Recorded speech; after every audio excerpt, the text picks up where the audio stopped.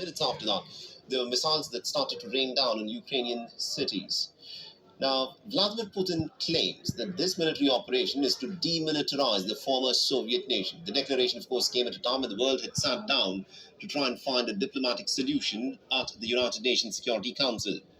The West has promised that the Russian president will be held accountable for his actions and has now started to implement sanctions that will create some kind of a financial deterrence for Russia to back off. But are these financial sanctions enough?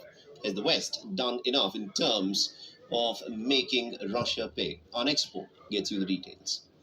Putin chose this war, and now he and his country will bear the consequences.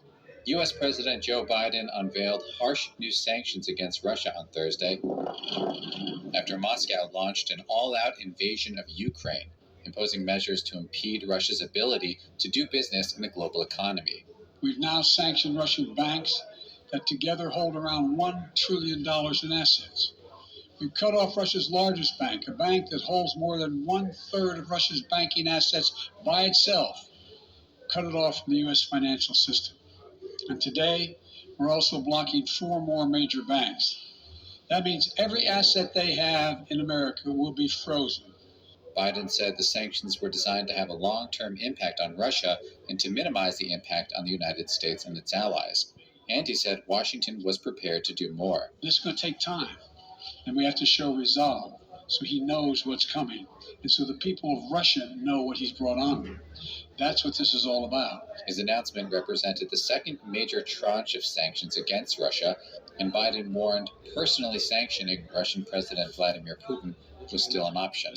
These powers will enable us. Adding to the latest round of Western penalties, British Prime Minister Boris Johnson unveiled new measures targeting banks, members of Putin's inner circle, and the very wealthy who enjoy high-rolling London lifestyles to, quote, maximize the economic price Putin will pay, adding Putin will be condemned by history. Now we see him for what he is, a blood-stained aggressor who believes in imperial conquest.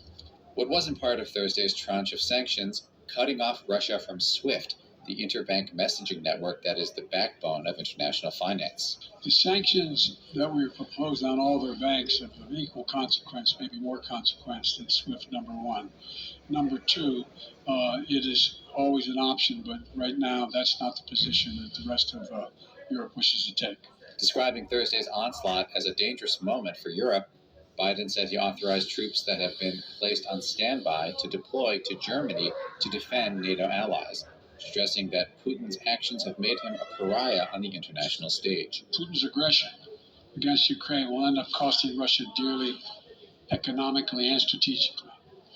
We will make sure of that. So, what will be the American response, and